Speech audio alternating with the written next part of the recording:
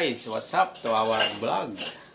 At ngayon is i-repair ko ang aming ang tawag dito kami? Cooker exhaust hood kasi guys siguro sa kaluluto namin Ano ba yun? Hood ba yun? Kitchen hood. Exhaust siya. So nasira yung lumutong na. Ito. Lapit natin.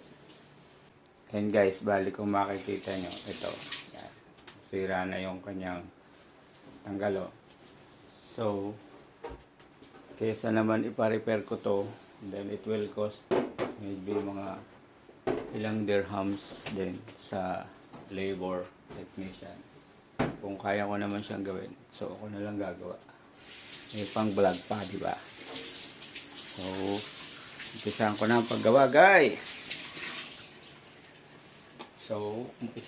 paggawa, guys. Kasi ito yung filter ba? Ito yung exhaust pag nagluluto para hindi siya yung pusok. Tapos ito naman yung glass na nandito. Pinaka-shield niya yan sa usok. Yan. Ganyan mo. Decoration na rin. Kunyari glass. So, lagay lang natin repair. So, kukunin ko lang tong pyesa na to para mas malagyan ko siya ng sukat. Kasi guys, pag hindi namin siya ni-repair, is i-charge sa amin siya ng real estate. So, simpleng bagay lang naman to guys. Kayang-kaya siyang i-repair. Yan. Balik ko lang itong tornilyo para hindi siya mawala.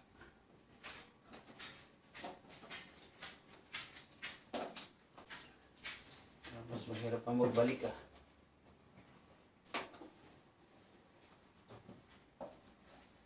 Mantika. Mamaya ako na ibabalik.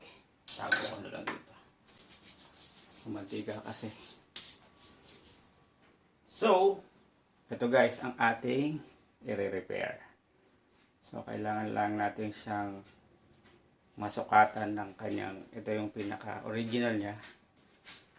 Tapos, gagawa ko ng ganito. So, ayan guys, kumuha na lang ako ng medyo pinakamalapit na similar item dito sa ating ipapalit.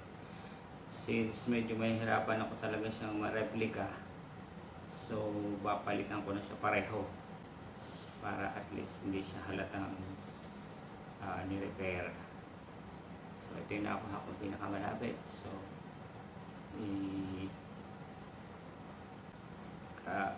gagawin ko lang siyang i-match doon sa pagkakabitan ng tornilyo at saka nung glass. So, ito yung mga piyesang pwede kong gamitin. Pinumpay ko pa dito sa mga toolbox.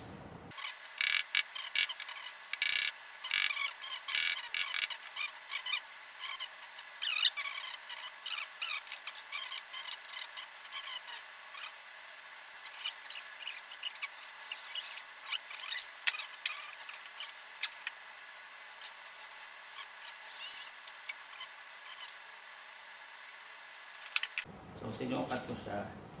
Kailangan pa na mas malaking drill bit.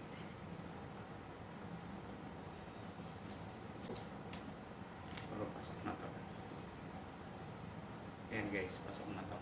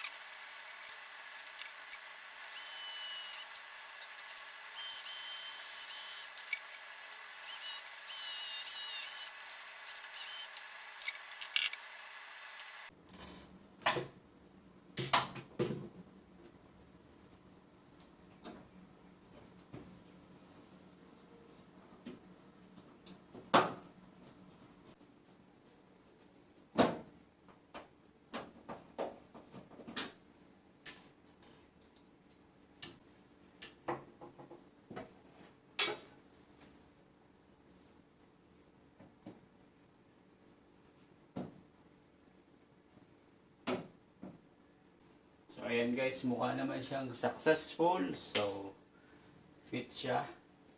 So kailangan ko lang siya lagyan ng screw doon. At saka hindi naman siya masyadong halatang repair. So pwede na to guys.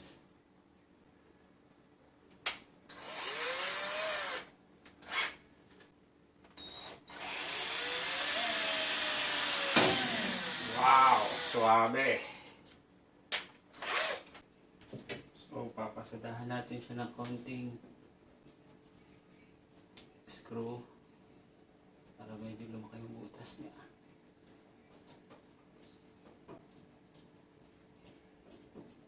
Yan. Tapos May, pwede palinis na para mailagay ko na. So papalinis ko lang siya kay Jowa. Alin? Ito. At sabon lang. Para mailagay ko na siya ng permanent. Ayan, bali linisin lang ni Jowa. Kasi may mga parsik na mantika.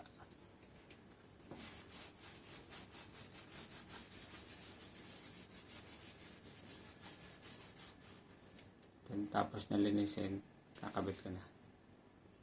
So, ayan guys, gabit na natin. May pahawak lang sa dyan. Alalay. Ito naman yung butas na.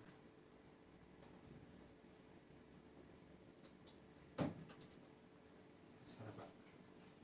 Hawak ka. Dito ka mo. Ano, pumasok. Pumasok. Hirap. So, ayan guys, hindi naman talaga siya masyadong halata. At saka kung siya man ay halatang